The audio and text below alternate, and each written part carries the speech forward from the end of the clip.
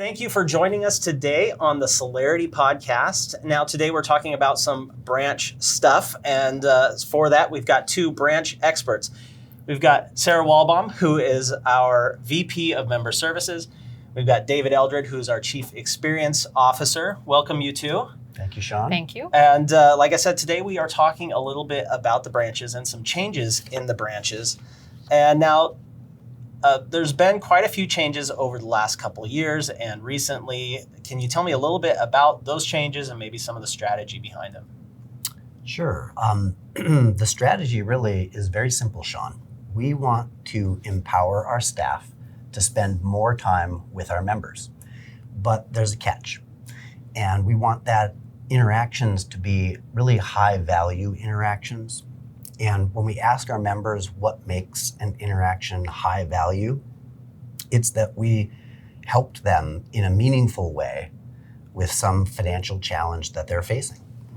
And, we've only got so many staff. And so in order to empower our staff to spend more time with members, we have to free them up from those interactions that have lower value.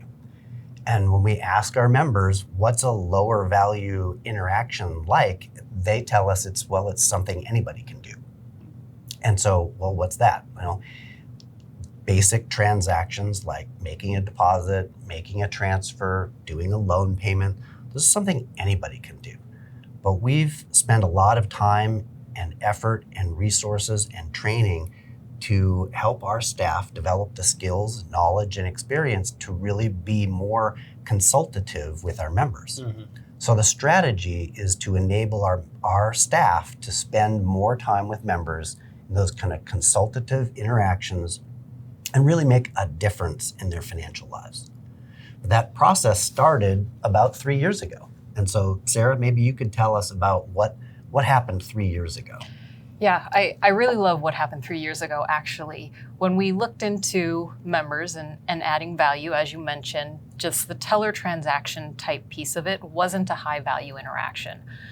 We have ATMs that are capable of doing those. So what we did in the lobbies is we moved the teller line out of the lobby, and we replaced it with those ATMs.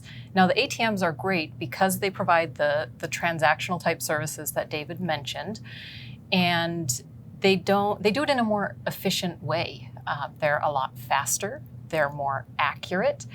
Rarely do lines form in our lobby, kind of goes with the speed. They're convenient.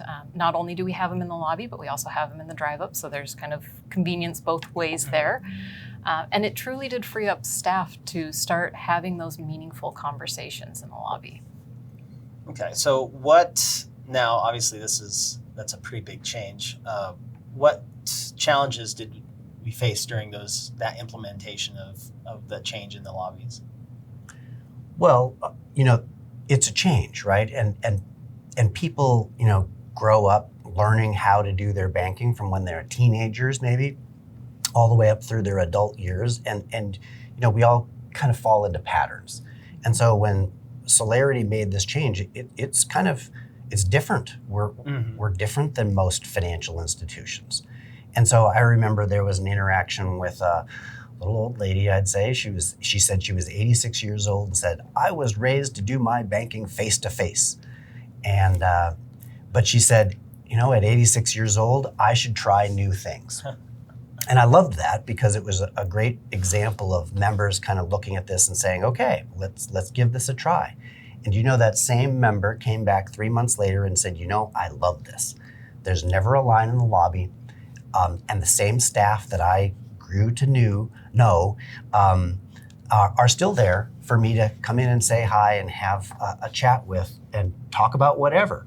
And so it's an example of taking a change opportunity and making the experience faster, easier, more efficient, and still being there to help members with those high value interactions. Yeah.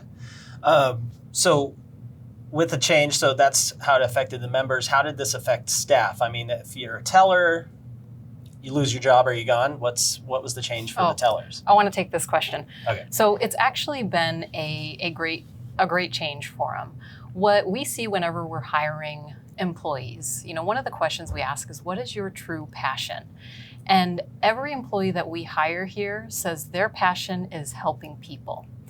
And what we found is when they were doing the teller work, they kind of had this barrier and they were stuck in the screen and they were so focused on accuracy of inputting the checks and what was being asked of them, they didn't really get to fulfill their passion of truly helping this member beyond the transaction. So when we made the shift, employee satisfaction actually went up because they got to have more conversations with the member. They really got to learn about what's going on in the member's life and understand what we can do to help them going forward. So it's been great for employees. It's funny, Sean, a long time ago, I started as a teller, and I know the pressure that builds up when there is a line across the lobby. And back in my day, it would go out the lobby door and around the block sometimes, especially on paydays or 3-day weekends when everybody had to come in on a Monday.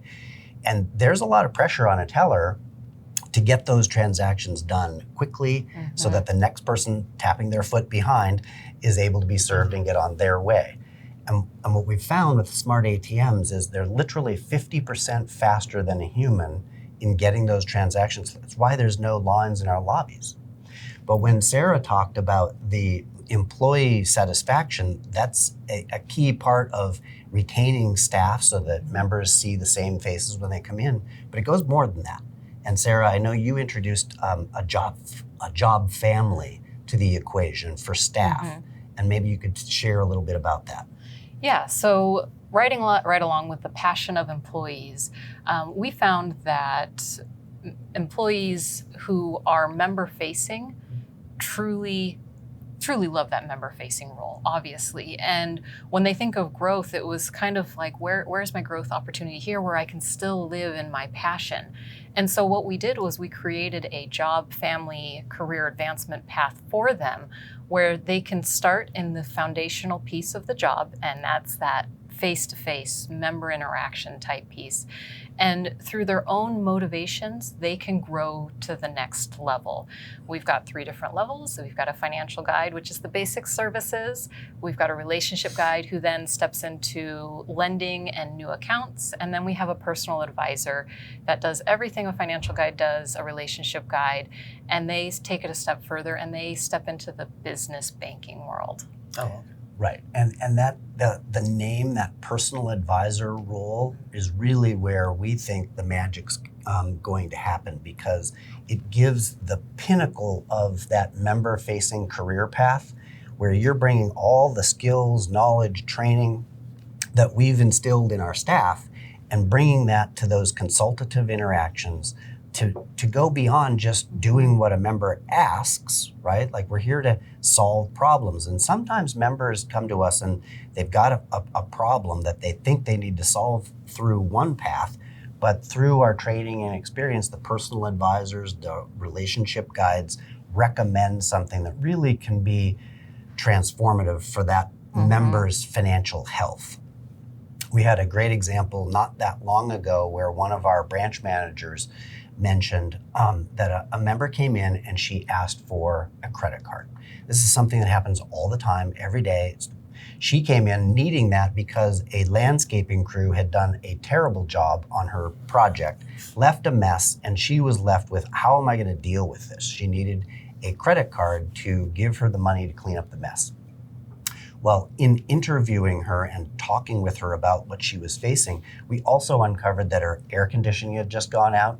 It was triple-digit heat here in Yakima. Then her furnace died. And oh, by the way, her husband had recently passed away, and she was dealing with all of this by herself.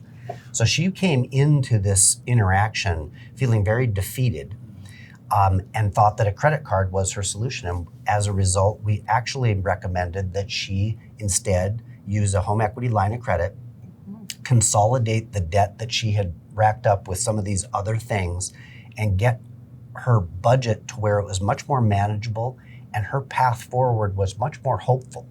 So she walked out with a much better solution than she came in asking for, and it was because of these high-value interactions and spending time with somebody in a way that a teller who's just processing and trying to get the line work down would not have had time to do. So we think that that is a far more valuable way for our staff to use their time. So, Absolutely. So speaking of members, and you've shared a couple stories about some of our members already. Have we gotten any feedback, or how has satisfaction changed? What are the members saying about these changes? Well, we survey our members all the time, like every month. And one of the things that we've found is that members who have embraced kind of this idea that Solarity is the hub for their financial lives, they get more from their membership. And there's a metric that we use called Net Promoter Score, and I won't go into the details, but it's basically a measure of satisfaction and loyalty. And what we've found is that members that are engaged with Solarity, they're actively using their membership, have a satisfaction and loyalty rating that is 50% higher than other members who are less engaged. And so we want to spend more time with those members, helping them get more from their membership. And we think this is a great way to do that. Yeah. Great. Well, almost wrapping up here. So big question. What is next? I hear drive-up changes are happening currently. By the time you watch this at home, they might already be implemented. So what's next? What's the next big thing for these changes in our branches? Yeah, so exciting things are happening. We've now had our ATMs in the lobby for 3 years. We've refined the process in that. We found what works with the ATMs and what do we need to enhance. And we finally got to the point where we found that members are truly enjoying this. Staff are happy to be able to interact with our members in this way. It provides convenience to our membership. It's easy. So we're taking that model and we're moving it into our drive up as well. So what that means is the tellers that were previously working in the drive up now get to join the staff that are in the lobby. And any transactions that need to be done that were typically done through the drive up in the past, those can be done through the ATM. And if you need that face-to-face interaction, those previous tellers will be in that lobby eager to help you. Right, so nobody loses their job. Yeah. Again, just like when the branch lobbies transformed, everybody that was a teller became a financial guide. Now tellers in the drive-thrus are doing the same thing. And that's bringing more firepower, if you will, on helping more members with these consultative interactions, making a difference in members' financial lives.